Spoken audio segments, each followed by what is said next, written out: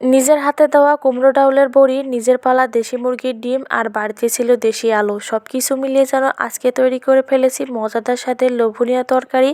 আর এই তরকারিটা রান্না করে কিভাবে পেট পুড়ে ভাত খেলাম সেই নিয়ে থাকবে ছোট্ট ভিডিও। হ্যালো এভরিওয়ান, কেমন আছেন সবাই? আই হোপ সবাই ভালো আছেন। আলহামদুলিল্লাহ, আমরাও ভালো আছি। সবাইকে জানাই জুম্মা মুবারক। আজকে রান্নার প্রিপারেশনটা একদম সকাল থেকে নিয়েছি। আজকে রান্না করব ডিম, আলু আর কুমড়ো ডাউলের বড়ি দিয়ে একটা মজার তরকারি। কুমড়ো ডাউলের বড়িগুলা যেহেতু মাঠে শুকানো দেওয়া হয়েছে, এই জন্য মাঠে চলে এসেছি। মাঠ থেকে একদম বড়িগুলা উঠিয়ে নিয়েছি।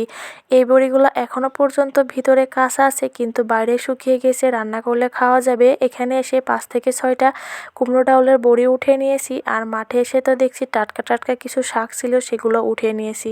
মাঠ থেকে তো বাড়িতে এসে এখন রান্না শুরু করে দিব। বাড়িতে দেশি মুরগির কয়েকটা ডিম ছিল, সেই ডিমগুলো এখন একে একে সিদ্ধ করেও নেব। এইদিকে ডিমগুলা সিদ্ধ হচ্ছে আর অন্যদিকে আমি আলুগুলা কেটে নেব। কিছুদিন আগে মাঠে যেহেতু আলু লাগানো হয়েছিল, সেই আলুরই কিছু অংশ বাকি ছিল, সেই আলুগুলো এখন ভালোভাবে কেটে ধুয়ে নিব। আর এবার রান্নাটাও শুরু করে দিব। ডিমগুলা সিদ্ধ করা হয়ে গেছে, এখন আলুগুলা ভালোভাবে ভেজে নেব। একটু লবণ আর হলুদ দিয়ে হালকাভাবে আলুগুলা ভেজে নেওয়া হয়েছে। এবার একে একে ডিমগুলাও ভেজে নেব। রান্না করার জন্য ডিমগুলা খুব কড়া করে ভাজবো না, একটু হালকাভাবে ভেজে নেব। ডিমগুলা ভাজা হয়ে গেলে সেই তেলেতে এখন কুমড়ো ডাউলের বড়িগুলো একে একে হালকা কড়া করে ভেজে নেব। কুমড়ো ডাউলের বড়িগুলো ভাজা হয়ে গেলে এবার সেখানে পরিমাণ মতো সয়াবিন তেল দিয়ে এবার মশলাটা কষিয়ে নিব। এখানে সমস্ত প্রকার গুঁড়া মশলার বাটা মশলাগুলো ভালোভাবে কষিয়ে নেওয়া হয়ে গেছে। এবার এখানে দিয়ে দিব ভেজে রাখা আলুগুলা দিয়ে মশলার সঙ্গে কিছু সময় কষিয়ে নেব। কড়াইয়ের গায়ে যখন লেগে আসবে ঠিক সেই মুহূর্তে দিয়ে দেব একটু কষানোর জন্য পানি।